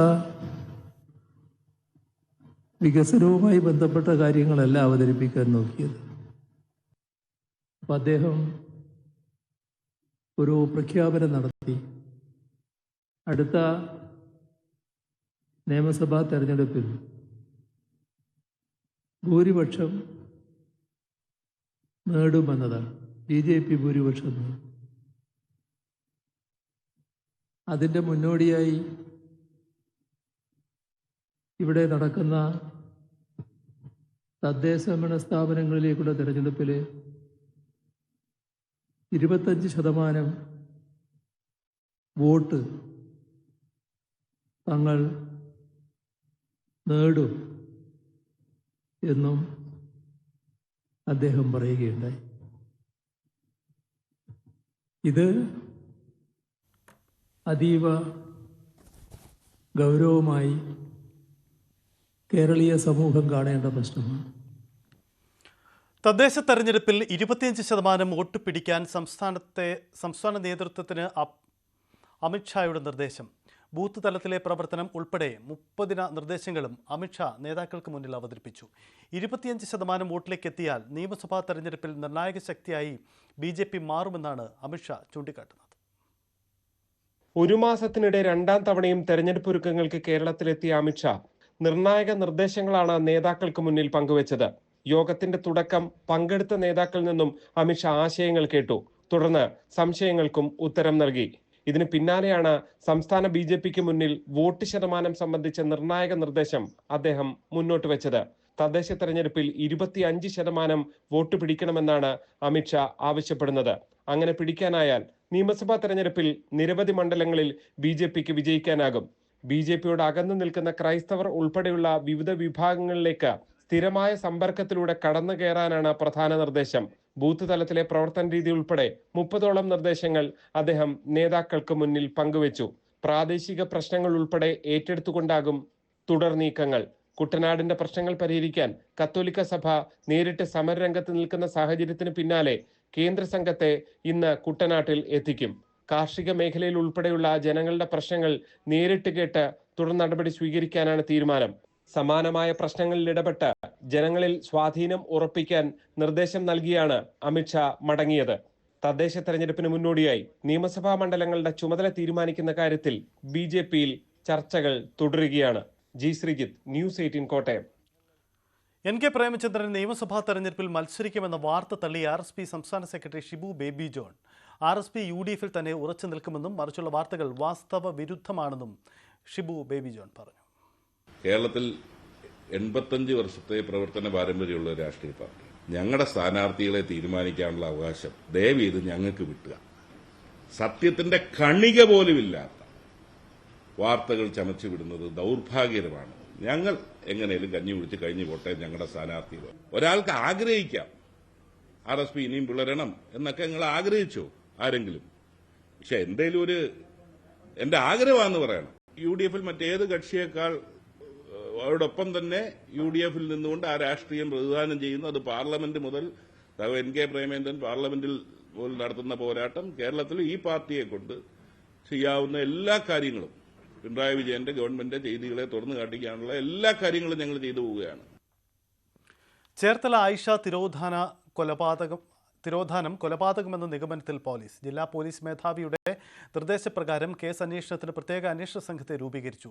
ന്യൂസ് 18-ലൂടെയുള്ള റോസമ്മയുടെ വെളിപ്പെടുത്തലാണ് കേസിലെ നിർണായക വഴിത്തിരിവായത്. സെബാസ്റ്റ്യൻ ആയിഷയെ കൊലപ്പെടുത്തിയതെന്നായിരുന്നു റോസമ്മയുടെ വെളിപ്പെടുത്തൽ. കേസിൽ സെബാസ്റ്റ്യനെ പ്രതി ചേർക്കാനാണ് സാധ്യത. ഐഷ തിരോധാന കേസ് മറ്റൊരു വഴിത്തിരിവിലേക്ക് എത്തി നിൽക്കുകയാണ്. ന്യൂസ് 18 പുറത്തു കൊണ്ടുവന്ന, അതായത് പള്ളിപ്പുറത്തെ സെബാസ്റ്റ്യന്റെ വീട്ടിൽ മൃതദേഹാവശിഷ്ടങ്ങൾ കണ്ടെത്തിയ സംഭവവുമായി ബന്ധപ്പെട്ട് നടത്തിയ അന്വേഷണത്തിൽ എല്ലാവരുടെ മുമ്പിൽ ഉണ്ടായിരുന്നത് 2 കേസുകൾ മാത്രമാണ് സെബാസ്റ്റ്യനുമായി ബന്ധപ്പെട്ട് ഉണ്ടായിരുന്നത്. അതിലൊന്ന് എന്നുള്ളത് ജൈനമ്മയുടെ കേസും മറ്റൊന്ന് ബിന്ദു പത്മനാഭന്റെയുമായിരുന്നു. എന്നാൽ ഐഷ എന്ന വാരനാട് സ്വദേശിയായ സ്ത്രീ കൂടി ഇതിനിടയിൽ കാണാതായിട്ടുണ്ട് എന്നും അവർക്ക് സെബാസ്റ്റ്യനുമായി കൃത്യമായ ബന്ധമുണ്ട് എന്നും തെളിയിക്കുന്ന ഒരു വെളിപ്പെടുത്തലായിരുന്നു ന്യൂസ് 18-ലൂടെ പുറത്തേക്ക് വന്നത്. അതിൽ ഏറ്റവും പ്രധാനപ്പെട്ടത് റോസമ്മ എന്ന സ്ത്രീയുടെ വെളിപ്പെടുത്തലായിരുന്നു. ഈ ഐഷ എന്ന സ്ത്രീയെ കാണാതാകുന്നതിന്റെ മുൻപത്തെ ദിവസം, അതായത് തന്റെ പേരിൽ വാങ്ങിയ വസ്തു രജിസ്റ്റർ ചെയ്യുന്നതിന്റെ തലേ ദിവസമാണ് ഐഷയെ കാണാതാകുന്നത് എന്നുള്ള വിവരം റോസമ്മ എന്ന അവരുടെ അയൽവാസിയും സെബാസ്റ്റ്യന്റെ പെൺസുഹൃത്തുമായ സ്ത്രീ ന്യൂസ് 18-നോട് വെളിപ്പെടുത്തുന്നു. അവരുടെ വെളിപ്പെടുത്തൽ വളരെയധികം നിർണായകമായ പല വിവരങ്ങളും ഉണ്ടായിരുന്നു എന്നുള്ളതാണ്. അതിൽ ഏറ്റവും പ്രധാനപ്പെട്ടത് തന്റെ പേരിൽ ഭൂമി വാങ്ങുന്നതിനായി കരുതി വെച്ചിരുന്ന പണം ഐഷ സെബാസ്റ്റ്യന് നൽകിയിട്ടുണ്ടാകും. അത് വാങ്ങുന്നതിനായി ഞായറാഴ്ച പോയ ഐഷയാണ് കാണാതായത് എന്നുള്ള വിവരം അവർ സ്ഥിരീകരിക്കുന്നു. മറ്റ് കേസുകൾ ഇതിൽ സമാനമായ രീതിയിൽ, അതായത് കാണാതായ സ്ത്രീകളുടെ വീടുകളിലേക്ക് എത്തിയതുപോലെ തന്നെ ഐഷയെ കാണാതായതിനു ശേഷവും ഐഷയുടെ ഫോണിൽ നിന്നും റോസമ്മയുടെ ഫോണിലേക്ക് കോളുകൾ വന്നുകൊണ്ടേയിരുന്നു എന്നുള്ളത് അവർ നമ്മളോട് സ്ഥിരീകരിച്ചു. അതിൽ ഏറ്റവും പ്രധാനപ്പെട്ടതായി നമുക്ക് മനസ്സിലാക്കാൻ കഴിഞ്ഞത് സെബാസ്റ്റ്യന്റെ മറ്റ് കേസുകളിലെ സെയിം മോഡസ് തന്നെയായിരുന്നു ഐഷയുടേതും എന്നുള്ളതാണ്. ഐഷ ഒറ്റപ്പെട്ട് താമസിക്കുന്ന സ്ത്രീയായിരുന്നു, റിട്ടയർഡ് ജീവനക്കാരിയായിരുന്നു. ഒപ്പം തന്നെ അവരുടെ കൈവശം സ്ഥലം എഴുതുന്നതിന് വേണ്ടിയുള്ള പണം ഉണ്ടായിരുന്നു എന്നുള്ളതാണ്. ആ രീതിയിൽ അവർ പറഞ്ഞ കാര്യങ്ങൾ, റോസമ്മ പറഞ്ഞ കാര്യങ്ങൾ വളരെ പ്രധാനപ്പെട്ടതായിരുന്നു. മറ്റൊന്ന്, ഐഷ തന്റെ വീട്ടിൽ സെബാസ്റ്റ്യനും ഐഷയും താൻ നാട്ടിൽ പോയ സമയത്ത് ഒരുമിച്ചുണ്ടായിരുന്നു എന്നും ഒരു ദിവസം മുഴുവൻ അവർ ഒരുമിച്ച് തന്റെ വീട്ടിൽ ചിലവഴിച്ചു എന്നതടക്കമുള്ള നിർണായക വിവരങ്ങൾ അവർ വ്യക്തമാക്കുന്നു. ഞായറാഴ്ച പള്ളിയിൽ പോയ സമയത്ത് തന്റെ ഫോണിലേക്ക് ഐഷയുടെ നിരവധി കോളുകൾ വന്നിരുന്നു. പള്ളിയിലായിരുന്നതിനാൽ തനിക്കത് എടുക്കാൻ കഴിഞ്ഞില്ല എന്നുള്ളതാണ് അവർ വ്യക്തമാക്കിയത്. ഈ വെളിപ്പെടുത്തൽ ന്യൂസ് 18 പുറത്തുവിടുന്നു. അതിന് പിന്നാലെ തന്നെ റോസമ്മ പറഞ്ഞ കാര്യങ്ങളിലെ ചില വൈരുദ്ധ്യങ്ങൾ കൂടി നമ്മൾ എടുത്തു കാട്ടുന്നു. അതായത് ഐഷ തിരോധാനത്തിന് ശേഷം റോസമ്മയും സെബാസ്റ്റ്യനും തമ്മിൽ ഒരു ബന്ധവുമില്ലായിരുന്നു എന്നാണ് അവർ പറഞ്ഞതെങ്കിൽ മറ്റൊരു ഘട്ടത്തിൽ അങ്ങനെയല്ല, 2017 വരെ സെബാസ്റ്റ്യനും റോസമ്മയും തമ്മിൽ ബന്ധമുണ്ടായിരുന്നു എന്നും അതൊരു വിവാഹത്തിലേക്ക് വരെ എത്തുന്നതിന്റെ അതിന്റെ പടിവാതുക്കൽ വരെ എത്തിയ ബന്ധമാണ് അതെന്നുള്ള അവർ സ്ഥിരീകരിക്കുന്നു. പിന്നാലെ ക്രൈംബ്രാഞ്ചും ഒപ്പം തന്നെ സ്പെഷ്യൽ ബ്രാഞ്ച് അടക്കമുള്ള അന്വേഷണ സംഘങ്ങൾ റോസമ്മയുടെ വീട്ടിലെത്തുന്നു. ചേർത്തല പോലീസും എത്തുന്നു. ഐഷ തിരോധാനത്തിൽ സെബാസ്റ്റ്യന് പങ്കുണ്ട് എന്നുള്ള സംശയത്തിന്റെ നിഴലിലേക്ക് എത്തി എന്നുള്ളതാണ്. തുടർച്ചയായി, അതായത് NCSന്റെ സംഘം ഭൂമി പരിശോധനക്കായി എത്തിയ ഘട്ടത്തിൽ റോസമ്മയുടെ വീട്ടിലും അവരെത്തി. മൃതദേഹാവശിഷ്ടങ്ങൾ ഉണ്ടോ എന്ന് അവരുടെ ഫാമിലടക്കം തിരച്ചിൽ നടത്തുന്നു. റോസമ്മ പറയുന്ന കാര്യങ്ങൾ പൂർണ്ണമായി ശരിയല്ല എന്നൊരു നിഗമനത്തിലേക്ക് അന്വേഷണ സംഘം എത്തുകയും പലതും അവർ ഒളിക്കുന്നുണ്ട് എന്നുള്ള ഒരു നിലപാടിലേക്ക് വരികയും ഒക്കെ ചെയ്തിട്ടുണ്ട്. എന്തായാലും ആ ഒരു വെളിപ്പെടുത്തലോട് കൂടി അൺഡിക്റ്റഡ് എന്ന ചേർത്തല പോലീസ് എഴുതി തള്ളിയ ഒരു കേസ് വീണ്ടും റീഓപ്പൺ ചെയ്യാൻ ന്യൂസ് 18ന്റെ ആ ഒരു വാർത്ത കാരണമായി എന്നുള്ളതാണ്. ആ കേസ് റീഓപ്പൺ ചെയ്തു. ഇപ്പോൾ അതിനുവേണ്ടി ഒരു പ്രത്യേക അന്വേഷണ സംഘത്തെ കൂടി ഇപ്പോൾ ജില്ലാ പോലീസ് മേധാവി അത്തരമൊരു പ്രത്യേക അന്വേഷണ സംഘത്തിന് അതിന്റെ അന്വേഷണ ചുമതല നൽകിയിരിക്കുന്നു എന്നുള്ളതാണ്. ചേർത്തല സിയുടെ നേതൃത്വത്തിലുള്ള സംഘമായിരിക്കും, 9-അംഗ സംഘമായിരിക്കും അന്വേഷിക്കുക. തിരോധാന കേസായി നിലനിൽക്കുന്ന കേസ് 302 അടക്കമുള്ള വകുപ്പുകൾ ചേർത്തുകൊണ്ട് കൊലപാതക കേസായി സെബാസ്റ്റ്യനെ പ്രതി ചേർത്തുകൊണ്ട് അതിന്റെ വകുപ്പുകൾ മാറ്റം വരുത്തുന്നതിനുള്ള ഒരു തീരുമാനത്തിലേക്ക് വരെ അന്വേഷണ സംഘം എത്തിയിരിക്കുന്നു എന്നുള്ളതാണ്. എന്തായാലും ഐഷ സെബാസ്റ്റ്യനുമായി കണക്ട് ചെയ്ത് നിൽക്കുന്നു എന്നതിന്റെ നിർണായക വിവരങ്ങൾ അയൽവാസിയായ എലിസബത്ത് ജേക്കബ് എന്ന അധ്യാപിക, അതായത് റോസമ്മ പറഞ്ഞ കാര്യങ്ങൾ സ്ഥിരീകരിച്ചുകൊണ്ടുള്ള അയൽവാസിയായ എലിസമ്മ ജേക്കബ് എന്ന അധ്യാപികയുടെ ബൈറ്റുകൾ ഉൾപ്പെടെ നമുക്ക് പുറത്തേക്ക് വിടാൻ കഴിഞ്ഞു. ഒപ്പം അവരുമായി ബന്ധപ്പെട്ട അൻസിൽ എന്ന ചെറുപ്പക്കാരനും ഇത്തരത്തിൽ ഇവരുടെ ബന്ധം, ഇവർ 3 പേരും തമ്മിൽ വളരെ സ്ട്രോങ് ആയ ഒരു ബന്ധം ഉണ്ടായിരുന്നു എന്നും ഈ രഹസ്യങ്ങളെല്ലാം ഇവർക്ക് അറിയാമെന്നുമുള്ള അവരുടേതടക്കമുള്ള വെളിപ്പെടുത്തൽ ന്യൂസ് 18 പുറത്തുവിട്ടിരിക്കുന്നു. വാർത്ത മറ്റൊരു രീതിയിൽ ഫലം കാണുകയാണ്. എന്തായാലും ഇതിനകത്ത്, അതായത് വെറും ഒരു മിസ്സിംഗ് കേസായി ഫയലുകൾ കെട്ടിക്കിടന്നിരുന്ന ഐഷ തിരോധാനം ഇപ്പോൾ ഒരു കൊലപാതക കേസായി മാറാൻ പോകുന്നു. അതിനുവേണ്ടിയുള്ള ഒരു പ്രത്യേക അന്വേഷണ സംഘവും രൂപീകരിക്കപ്പെട്ടിരിക്കുന്നു എന്നുള്ളതാണ്. ആലപ്പുഴയിൽ നിന്നും ശരണ്യ സ്നേഹജൻ, ന്യൂസ് 18. ധർമ്മസ്ഥല കേസിൽ വൻ വഴിത്തിരിവ്.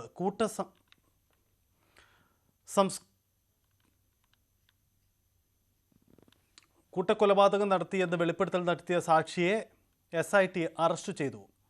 CN ചിന്നയ്യയാണ് പ്രത്യേക അന്വേഷണ സംഘം അറസ്റ്റ് ചെയ്തത്. ഇയാളുടെ മൊഴിയിൽ പൊരുത്തക്കേട് കണ്ടെത്തിയതിനെ തുടർന്നാണ് അറസ്റ്റെന്ന് കർണാടക ആഭ്യന്തരമന്ത്രി G. പരമേശ്വര വ്യക്തമാക്കി. അതേസമയം കേസിൽ വൻ അട്ടിമറി നടക്കുന്നതായി ജസ്റ്റിസ് ഫോർ സൗജന്യ ആക്ഷൻ കമ്മിറ്റി ആരോപിക്കുന്നു. ധർമ്മസ്ഥല കൂട്ടസംസ്കാര വെളിപ്പെടുത്തൽ നടത്തിയ മുൻ ശുചീകരണ തൊഴിലാളി CN ചിന്നയ്യയാണ് പ്രത്യേക അന്വേഷണ സംഘം അറസ്റ്റ് ചെയ്തത്. കഴിഞ്ഞ 2 ദിവസങ്ങളിലായി SIT കസ്റ്റഡിയിലായിരുന്നു ഇയാൾ. ചോദ്യം ചെയ്യലിൽ മൊഴികളിൽ പൊരുത്തക്കേട് കണ്ടെത്തിയതിനെ തുടർന്നാണ് അറസ്റ്റെന്ന് കർണാടക ആഭ്യന്തരമന്ത്രി G. പരമേശ്വര വ്യക്തമാക്കി. ബെൽത്തങ്ങാടി കോടതിയിൽ ഹാജരാക്കിയ ഇയാളെ 10 ദിവസത്തേക്ക് പ്രത്യേക അന്വേഷണ സംഘത്തിന്റെ കസ്റ്റഡിയിൽ വിട്ടു. ജൂലൈ 3-നാണ് ഇയാൾ ധർമ്മസ്ഥല പോലീസിൽ പരാതി നൽകിയത്. പ്രായപൂർത്തിയാകാത്ത പെൺകുട്ടികൾ ഉൾപ്പെടെ 100ഓളം പേരെ ധർമ്മസ്ഥലയിൽ വിവിധയിടങ്ങളിൽ സംസ്കരിച്ചിട്ടുണ്ടെന്നായിരുന്നു വെളിപ്പെടുത്തൽ. തുടർന്ന് ജൂലൈ 19-ന് കർണാടക സർക്കാർ പ്രത്യേക അന്വേഷണ സംഘത്തെ രൂപീകരിച്ചു. കേസിലെ സാക്ഷിയായ ശുചീകരണ തൊഴിലാളി ചൂണ്ടിക്കാട്ടിയ 17 ഇടങ്ങളിലാണ് മണ്ണു നീക്കി പരിശോധന നടത്തിയത്. ഇതിൽ പോയിന്റ് 6-ലും 11A-യിൽ നിന്നും മനുഷ്യന്റെ അസ്ഥികൂടങ്ങൾ കണ്ടെത്തിയിരുന്നു. ഇവ ഫോറൻസിക് പരിശോധനയ്ക്കായി അയച്ചിട്ടുണ്ട്. ഇതിനിടയിലാണ് സാക്ഷിയുടെ അറസ്റ്റ് എന്നത് കടുത്ത പ്രതിഷേധത്തിന് ഇടയാക്കിയിട്ടുണ്ട്. കേസ് അട്ടിമറിക്കാനായുള്ള നീക്കത്തിന്റെ ഭാഗമാണ് ശുചീകരണ തൊഴിലാളിയുടെ അറസ്റ്റ് എന്ന് ജസ്റ്റിസ് ഫോർ സൗജന്യ ആക്ഷൻ കമ്മിറ്റി ഭാരവാഹികൾ ആരോപിച്ചു. ആക്ഷൻ കമ്മിറ്റി നേതാവ് മഹേഷ് ഷെട്ടി തിമരോടിയെ മറ്റൊരു കേസിൽ അറസ്റ്റ് ചെയ്ത് റിമാൻഡിൽ കഴിയവെയാണ് പുതിയ സംഭവ വികാസങ്ങൾ ഉണ്ടായത്. ഇതും സംശയത്തിന് ഇടയാക്കിയിട്ടുണ്ട്. ഇതിനിടയിൽ അനന്യ ഭട്ടിന്റെ തിരോധാനവുമായി ബന്ധപ്പെട്ടും വൻ ട്വിസ്റ്റ്. ഇങ്ങനെയൊരു മകളില്ല എന്ന പ്രസ്താവനയുമായി അമ്മ സുജാത ഭട്ടും രംഗത്തെത്തി. ഒരു യൂട്യൂബ് ചാനലിന് നൽകിയ അഭിമുഖത്തിലാണ് വെളിപ്പെടുത്തൽ. ഇവരുടെ പുതിയ വെളിപ്പെടുത്തലിനെ തുടർന്ന് കേസ് SIT വിശദമായി അന്വേഷിച്ചു വരുന്നു. ന്യൂസ് 18 ധർമ്മസ്ഥല.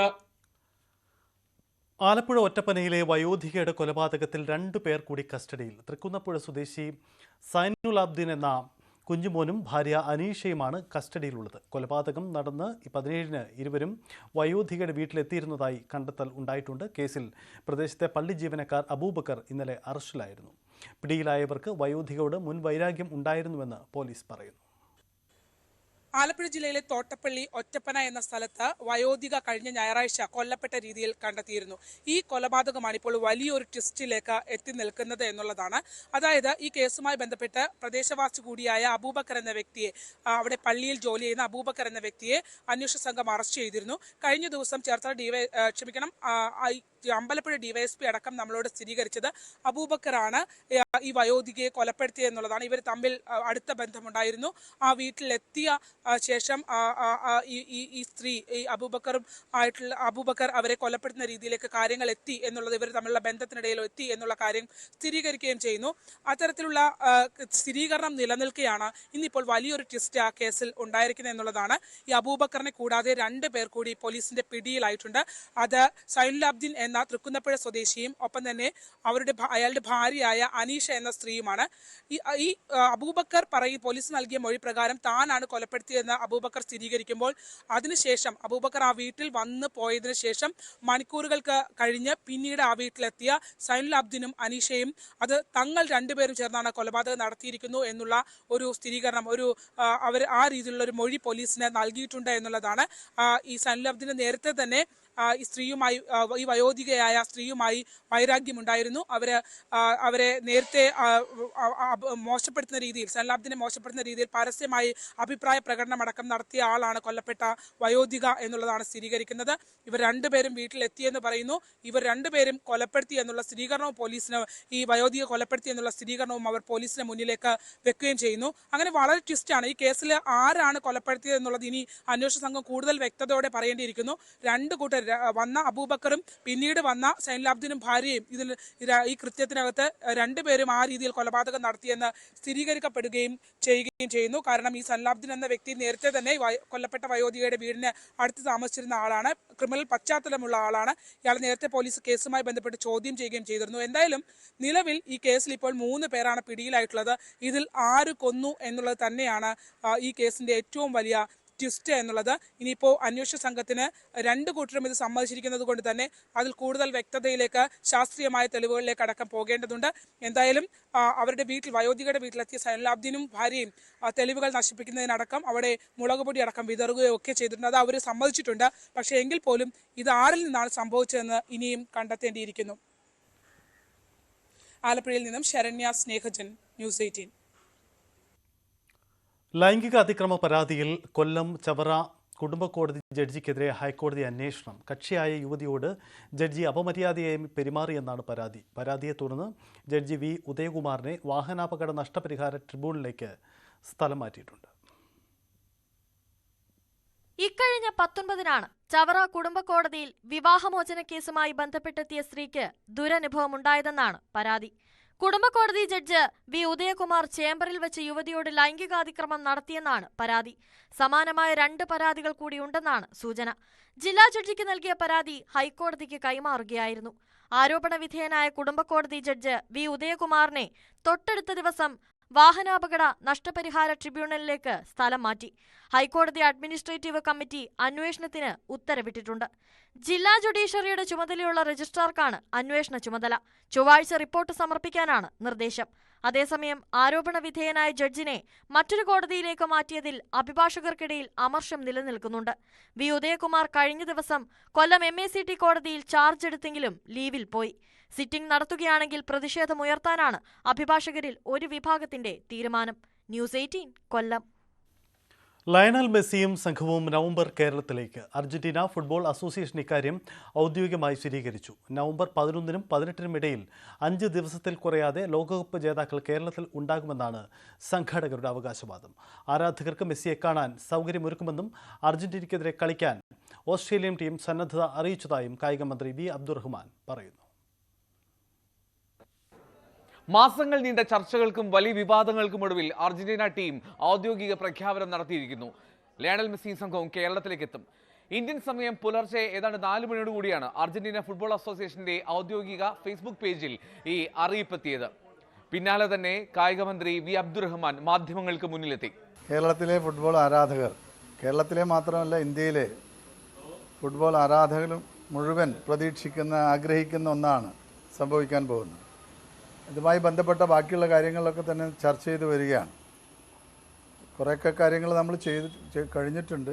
ഏതായാലും കേരളത്തിലെ ജനങ്ങൾക്ക് നൽകാൻ കഴിയുന്ന ഏറ്റവും നല്ലൊരു ഓണ സമ്മാനമാണ് ഈ വർഷത്തെ ഈ കളി. അപ്പോൾ എങ്ങനെയാണോ നമ്മൾ ഓണം ആഘോഷിക്കുന്നത് അതേപോലെ തന്നെ നമുക്ക് ഈ കളിയെ ആഘോഷിക്കാൻ കഴിയും എന്നാണ് എനിക്ക് തോന്നുന്നത്.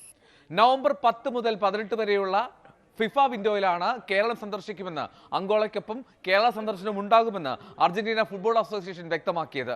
ഈ ഒരു സാഹചര്യത്തിൽ തിരുവനന്തപുരത്തെ ഗ്രീൻഫീൽഡ് സ്റ്റേഡിയമായിരിക്കും വേദിയെന്നും വ്യക്തമാകുന്നുണ്ട്.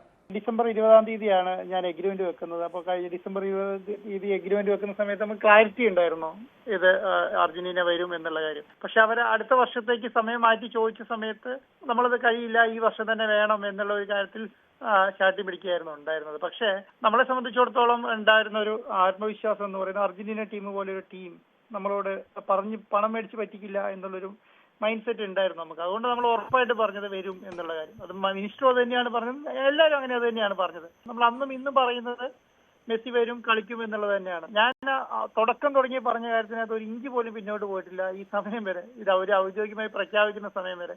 5 ദിവസത്തിൽ കുറയാത്ത സമയം ലയണൽ മെസ്സിയും സംഘവും കേരളത്തിൽ ഉണ്ടാകുമെന്നാണ് സ്പോൺസർമാരുടെ പ്രഖ്യാപനം. ആരാധകരുമായി സംവദിക്കും, മറ്റു പരിപാടികളും പദ്ധതിയിടുന്നുണ്ടെന്ന് സ്പോൺസർമാർ പറയുന്നു.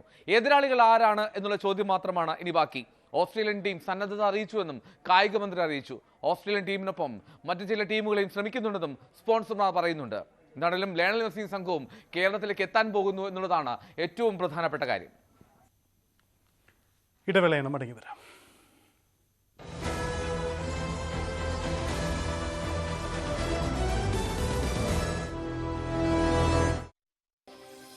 സംഭവിച്ചിട്ട് കുറച്ച് നാളായി, ഒരു 3-4 മാസത്തിന് മേലേക്ക് ആയിട്ടുണ്ട്. ഒരിക്കൽ മാത്രം ഇങ്ങനൊരു മിസ്ബിഹേവിയർ ഉണ്ടായിട്ടുള്ളൂ, അതോ ഇത് തുടർച്ചയായിട്ട് സംഭവങ്ങൾ ഉണ്ടായിട്ടുണ്ടോ? ആദ്യമൊക്കെ തുടർച്ചയായി തന്നെ ഉണ്ടായിട്ടുണ്ട്. പിന്നെ ഇയാൾക്കെതിരെ പല പല ആരോപണങ്ങൾ ഉണ്ടാകുന്ന സമയത്ത് അയാൾ പിന്നീട് കോണ്ടാക്ട്സ് കുറച്ചിട്ടുമുണ്ട്. പിന്നെ ഇന്ന് രാവിലെ ഉൾപ്പെടെ എനിക്ക് കോൾ ചെയ്തിട്ടുണ്ട്. കാരണം അയാൾ പേടിക്കുന്നു ഭയക്കുന്നു എനിക്ക് തോന്നിയിട്ടുണ്ട്. കാരണം ഇത് പുറത്ത് പറയുമ്പോൾ ഇങ്ങനെയുള്ള അയാൾക്ക് ചിലതര വൈകൃതങ്ങളാണ്.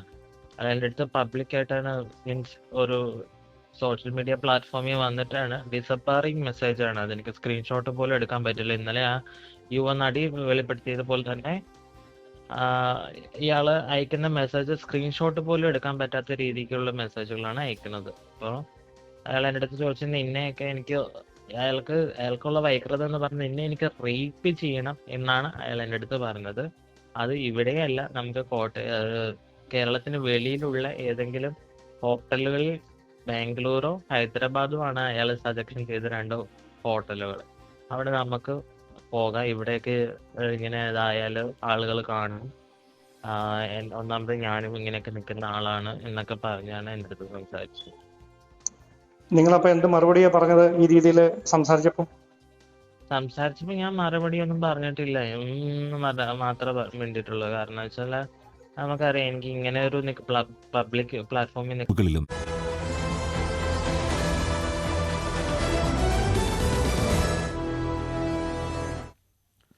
ക്ഷേമ പെൻഷൻ ഗുണഭോക്താക്കളുടെ വാർഷിക മസ്റ്ററിങ്ങിനുള്ള സമയപരിധി സെപ്റ്റംബർ 10 വരെ നീട്ടി. ഞായറാഴ്ച അവസാനിക്കുന്ന സമയപരിധി നീട്ടി നൽകണമെന്ന ആവശ്യം പരിഗണിച്ചാണ് തീരുമാനമെന്ന് ധനമന്ത്രി KN ബാലഗോപാൽ അറിയിച്ചു. സാമൂഹ്യ സുരക്ഷാ ക്ഷേമനിധി പെൻഷൻ ഗുണഭോക്താക്കൾക്ക് സമയപരിധിക്കുള്ളിൽ അക്ഷയ കേന്ദ്രങ്ങൾ വഴി മസ്റ്ററിംഗ് നടത്താനാകും. താരസംഘടനയായ അമ്മയിൽ ഇപ്പോഴും പവർ ഗ്രൂപ്പ് ഉണ്ടെന്ന് മല്ലിക സുകുമാരൻ. പവർ ഗ്രൂപ്പിന്റെ ആളുകളെന്ന് പറഞ്ഞു നടക്കുന്നവരെ സൂക്ഷിക്കണമെന്നും മല്ലിക ന്യൂസ് 18നോട് പറയുന്നു. ന്യൂസ് 18 നൽകിയ പ്രത്യേക അഭിമുഖത്തിലാണ് അമ്മ സംഘടന സംബന്ധിച്ച് ചില തുറന്നു പറച്ചിലുകൾക്ക് മല്ലിക സുകുമാരൻ തയ്യാറായത്. ഇപ്പോഴും സിനിമയിൽ പവർ ഗ്രൂപ്പ് ഉണ്ടോ? അങ്ങനെ വിശ്വസിക്കുന്നുണ്ടോ? അതിപ്പോൾ കുറച്ച് കുറവാ, സത്യം പറഞ്ഞാൽ. ഉണ്ടായിരുന്നു. നിലവിൽ അത് ഉണ്ടാക്കാൻ ശ്രമിക്കുന്നത് പവർ ഉള്ളവരല്ല, പവർ ഇല്ലാത്തവരാണ് പവർ ഗ്രൂപ്പ്. അതാണ് സത്യമായിട്ടുള്ള മറുപടി. പവർ ഉള്ളവരാരും പവർ ഗ്രൂപ്പ് ഒന്നും പറഞ്ഞ് ഇറങ്ങുന്നില്ല. കാരണം അവരുടെയിലുള്ള പവറിനെ കുറിച്ച് അവരവർക്ക് കോൺഫിഡൻസ് ഉണ്ട്. അതില്ലാത്തവരാണ് പവർ ഗ്രൂപ്പിന്റെ ആൾക്കാരാണെന്ന് പറഞ്ഞ് തുളത്ത് കൈയിടാന്ന് നടക്കുന്നത്. അവരെ സൂക്ഷിക്കുക എന്നുള്ളതാണ് എന്റെ വിനീതമായ അപേക്ഷ. അത്രേ ഉള്ളൂ. അമ്മ ജനറൽ സെക്രട്ടറി കുക്കു പരമേശ്വരനെതിരെയും രൂക്ഷ വിമർശനമാണ് മല്ലിക സുകുമാരൻ നടത്തിയത്. ലൂസ് ടോക്കർ എന്ന തനിക്കെതിരായ ആരോപണം തെറ്റ് ചൂണ്ടിക്കാട്ടുമെന്ന ഭയം കൊണ്ടുണ്ടായതാണ്. ഇലക്ഷന്റെ തലേന്ന് തന്റെ കാലുപിടിച്ച് കരഞ്ഞയാളാണ് കുക്കു പരമേശ്വരൻ. മല്ലിക സുകുമാരന്റെ പ്രതികരണം ന്യൂസ് 18 നൽകിയ പ്രത്യേക അഭിമുഖത്തിലാണ് ഉണ്ടായത്. മല്ലികാമേ, ഈ അമ്മ സംഘടനയിൽ ഒരു മെമ്മറി കാർഡ് വിവാദം ഉണ്ടായിരുന്നു. സ്വാഭാവികമായിട്ടും മല്ലികാമ്മ അത് അറിഞ്ഞു കാണും. ഈ മെമ്മറി കാർഡ് വിവാദത്തിൽ ഏറ്റവും കൂടുതൽ എതിർ സ്ഥാനത്ത് അല്ലെങ്കിൽ ആരോപണ വിധേയരായിരിക്കുന്നത് സ്ത്രീകൾ തന്നെയാണ്.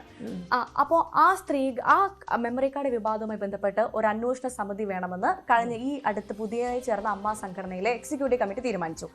അതിൽ മല്ലിക സുകുമാരനും ജഗദീഷും ദേവനും വരട്ടെ എന്ന് പറഞ്ഞ സമയത്ത് കമ്മിറ്റിയിൽ തന്നെ ഒരു ആരോപണം വന്നു. മല്ലിക സുകുമാരൻ ലൂസ് ടോക്കറാണ്, അതുകൊണ്ട് അതിന്റെ ആവശ്യമില്ല.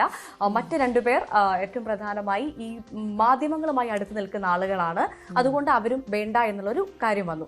മല്ലിക സുകുമാരനെ ലൂസ് ടോക്കർ എന്നാണ് അതിൽ നിന്ന് വന്ന ഒരു ആരോപണം ഉന്നയിച്ചത്. എന്താണ് മല്ലികാമ്മയ്ക്ക് പറയാനുള്ളത്? തെറ്റ് ചെയ്യുമ്പോൾ ചൂണ്ടിക്കാണിക്കുന്നത് ലൂസ് ടോക്കാണെന്ന് വ്യാഖ്യാനിക്കരുത്. അത് ഭയം കൊണ്ടാണ്. ആ വാക്ക് ആ കുട്ടി ഉപയോഗിച്ചിട്ടുണ്ടെങ്കിൽ ആ കുട്ടിക്ക് ഒരു ഭയം ഉണ്ടെന്നർത്ഥം. വലിയ ചേച്ചി വിളിച്ചു പോവും എന്തെങ്കിലും കണ്ടാൽ അത് തന്നെയാണ് എൻ്റെ കാരണം. അപ്പം ഞാൻ തെറ്റ് തിരുത്തി മുന്നോട്ട് പോകണം എന്നാണ് എനിക്ക് ശ്വേതയോടുള്ള അഭിപ്രായം. പിന്നെ ഈ ഇന്റർനാഷണൽ ഫിലിം ഫെസ്റ്റിവൽ വരുമ്പോൾ സഞ്ജീവ് തൂക്കുന്ന കുറേ ആൾക്കാരുണ്ട്, ആണായാലും പെണ്ണായാലും. ഇവർക്കൊക്കെ ഇമാതിരി സംസാരങ്ങളെക്കുറിച്ച് അത് എൻ്റെ ആധികാരികമായിട്ട് എൻ്റെ അറിവ് കൊണ്ട് പറയുന്നതെന്നൊക്കെ പറഞ്ഞതിരിക്കും. പക്ഷെ ഇപ്പം ഈ പറഞ്ഞു ഞാൻ കേട്ട ഒരാൾ ഇലക്ഷൻ്റെ തലേ ദിവസം കരഞ്ഞുകൊണ്ടാണ് എന്നെ ഫോണിൽ വിളിച്ചത്. എനിക്ക് ചേച്ചിയെ വന്ന് കാണണം, ചേച്ചിയുടെ കൈ പിടിച്ച് എനിക്ക് അനുഗ്രഹം വാങ്ങിക്കണം എന്നൊക്കെ പറഞ്ഞു. ലൂസ് ടോക്കർ എന്ന് ഉദ്ദേശിച്ചതിൻ്റെ അതിൻ്റെ ഒരു വിവരണം ഞാൻ പറയാം. ഞാനിപ്പോൾ ആ കമ്മിറ്റി ഞാൻ പോകുന്നില്ല, അത് വേറെ കാര്യം. ഞാൻ ആ കമ്മിറ്റി ചെന്നിരുന്നാൽ ഞാൻ കേൾക്കുന്ന കാര്യങ്ങൾ ആർക്കെങ്കിലും വേണ്ടി മറച്ചു വെച്ചിട്ട് ഇനി ഒരു തരത്തിൽ സംസാരിക്കാൻ മല്ലിക സുകുമാരനെ കിട്ടത്തില്ലെന്നുള്ളത് ടോപ്പ് ടു ബോട്ടം എല്ലാവർക്കും അറിയാം. കാര്യങ്ങൾ കണ്ടിട്ട് അത് പറയണ്ട അത് ചിലപ്പോൾ അദ്ദേഹത്തിന് പിടിക്കത്തില്ല എന്ന് പറഞ്ഞാൽ പിടിച്ചില്ലെങ്കിലും വേണ്ടില്ല, കള്ളം പറയുന്നത് എങ്ങനെയാ മോളെ എന്ന് ഞാൻ ചോദിക്കും. അത് വളരെ വ്യക്തമായിട്ടറിയാം. അതിനെ ആയിരിക്കാം ഈ പറഞ്ഞ വ്യക്തി, മാന്യ വ്യക്തി ലൂസ് ടോക്ക് ആണ്, ചിലപ്പോൾ വിളിച്ച് കൂവിക്കളയും എന്ന് പറയുന്നതിന്റെ കാര്യം അതായിരിക്കും. അത് സത്യമാണ്. അപ്പൊ ഈ ലൂസ് ടോക്കർ എന്നുള്ള ആരോപണത്തിന് മല്ലിക സുകുമാരന്റെ മറുപടി എന്താ?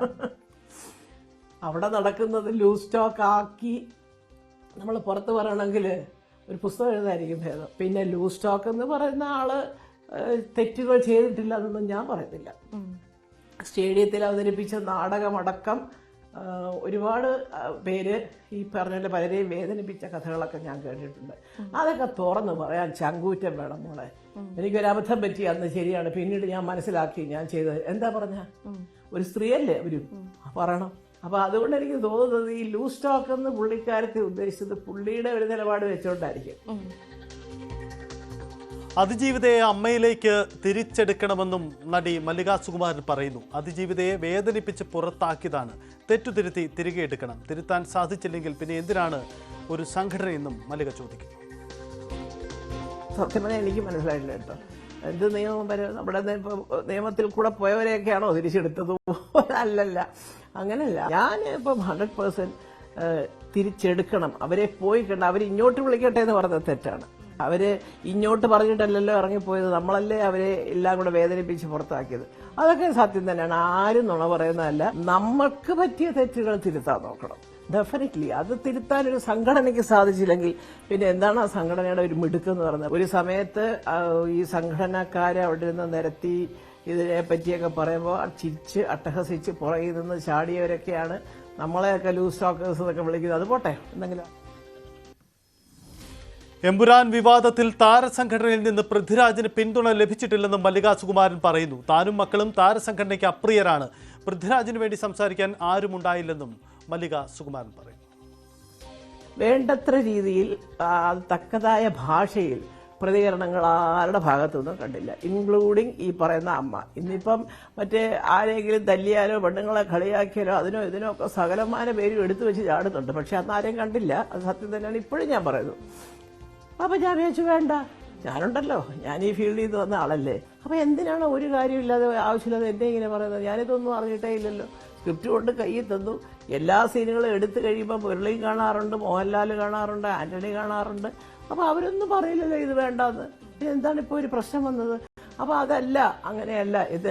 അല്ലെങ്കിൽ അത് വ്യക്തമായിട്ട് പറയണമായിരുന്നു. എന്തിനാണ് ആ കുട്ടിയെ വെറുതെ അനാവശ്യമായിട്ട് കുറ്റപ്പെടുത്തുന്നത്? അത്രത്തോളം കഷ്ടപ്പെട്ടിട്ട് നമ്മൾ ഇങ്ങനെ ചെയ്തപ്പോൾ ഇത് അത് പൃഥ്വിരാജ് എന്ത് ചെയ്തതേ പറഞ്ഞത് എന്ന് ചോദിക്കാൻ ആരുമില്ല. എന്താന്ന് വെച്ചാൽ അങ്ങനെ ചോദിച്ചാൽ അവനവൻ എന്തെങ്കിലും ദോഷം സംഭവിക്കും എന്ന് പറഞ്ഞു കൊടുക്കുന്ന ബിരുദന്മാരുണ്ട് ഇവിടെ. അത് തെറ്റ്. അതൊക്കെ പറഞ്ഞു കൊടുത്തെന്ന് പറഞ്ഞാൽ ചാടണമെന്നൊന്നുമില്ല ആരും.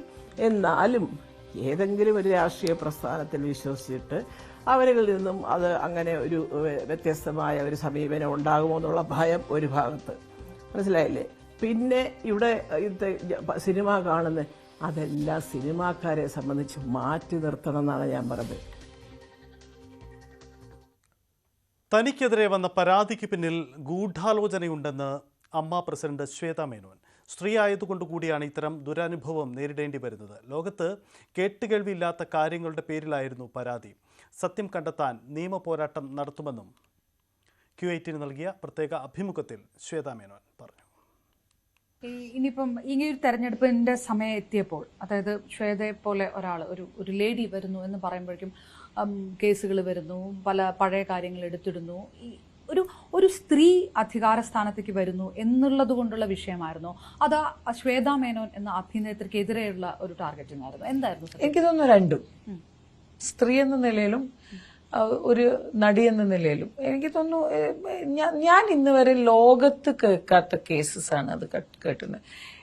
എനിക്ക് it's like waste of money, you know.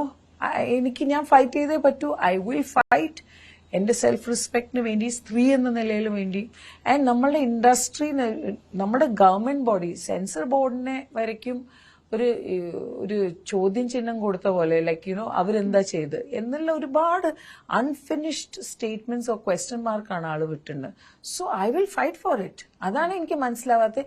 എന്തുകൊണ്ട് ഇപ്പോ? Why not early? Why not later? Why now? ആ ഒരു കുറെ ചോദ്യങ്ങളുടെ ഉത്തരം എനിക്ക് ഇപ്പോഴും കിട്ടിയിട്ടില്ല. ശ്വേത മേനോന്റെ മറുപടി അങ്ങനെയാണ്. നമുക്ക് മറ്റൊരു പ്രധാനപ്പെട്ട വാർത്ത. MV ഗോവിന്ദൻ ഇപ്പോൾ മാധ്യമങ്ങളെ കാണുകയാണ്. എന്ത് പദമാണ് ഉപയോഗിക്കുക എന്ന് പറയാൻ സാധിക്കില്ല. അങ്ങനെയുള്ള ഒരു ഗൗരവതരമായ ക്രിമിനൽ സംവിധാനമാണ് ഇവിടെ നടന്നിട്ടുള്ളത്.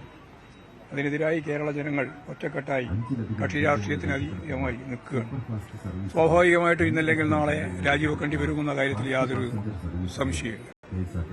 രാജിവെക്കണം എന്നുള്ള നിലപാട് രാജിവെക്കണം എന്ന നിലപാട് ഉറച്ച രീതിയിൽ തന്നെ CPIM ഉൾപ്പെടെ പറഞ്ഞു കഴിഞ്ഞു. പുതിയ കീഴ്വഴക്കാവുമല്ലോ. കാരണം ആരോപണവിധേയനായ MLA ആരോപണമല്ലല്ലോ ഇത്. അതാണ് നിങ്ങൾക്ക് മനസ്സിലാവാത്തത്.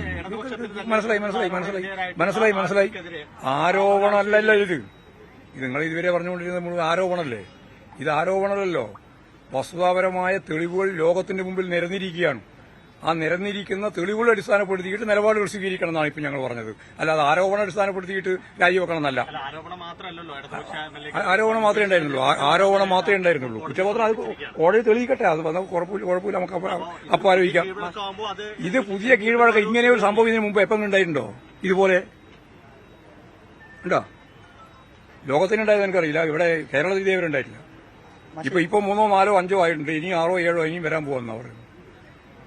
അതിൽ ഗർഭചിത്രം ഉൾപ്പെടെയുള്ള നിരവധിയായ കാര്യങ്ങളാണ് പുറത്തു വന്നിട്ടുള്ളത്, തെളിവായിട്ട് വന്നിട്ടുള്ളത്. ഇനി ആരോപണമായിട്ട് വന്നൊരു കടലാസ് വന്നതല്ല. അപ്പോൾ ലോകം മുഴുവൻ കണ്ടുകൊണ്ടിരിക്കുന്ന ഇത്തരത്തിലുള്ള തെറ്റായ നിലപാടിനെ, ക്രിമിനൽ സംവിധാനത്തെ ഇത് എങ്ങനെയാണ് ഇതിനൊക്കെ ഒരു മനുഷ്യനെന്ന രീതിയിൽ പറയാൻ പറ്റുക? അത്ര വൃത്തിഹീനമായ ഒരു നിലപാട് സ്വീകരിച്ചിട്ടുള്ള ഒരു MLA രാജിവെക്കല്ലാതെ വേറെ എന്ത് ചെയ്യണമെന്ന് താങ്കൾ പറയുന്നത്? അദ്ദേഹത്തിന് എങ്ങനെയാണ് ജനപ്രതിനിധി എന്ന രീതിയിൽ ജനങ്ങൾക്ക് ഇടയിൽ ഇറങ്ങാൻ സാധിക്കുക? ഈ പറഞ്ഞതും കേട്ടതും മുഴുവൻ മനസ്സിലാക്കിയിട്ട് പിന്നെ എങ്ങനെയാണ് ഒരു MLAക്ക് രംഗത്തിറങ്ങി പ്രവർത്തിക്കാൻ സാധിക്കുക? ഗോവിന്ദൻ രാജി ആവശ്യത്തിൽ ഉറച്ചു നിൽക്കുകയാണ്. രാഹുൽ മാങ്കൂട്ടം രാജിവെച്ചേ മതിയാവൂ എന്ന നിലപാട് CPM രാഷ്ട്രീയമായി സ്വീകരിക്കുന്നു. എന്തായാലും ഇടതുപക്ഷം വലിയ പ്രക്ഷോഭ പരിപാടികളുമായി മുന്നോട്ട് പോകുമെന്ന വാദം കൂടിയാണ് ഉയർത്തുന്നത്. ലൈവ് at 6 ഇവിടെ പൂർണ്ണമാവുകയാണ്. ഇനി പ്രൈം ഡിബേറ്റ് കാണാം. KP അഭിലാഷ് ചേരും.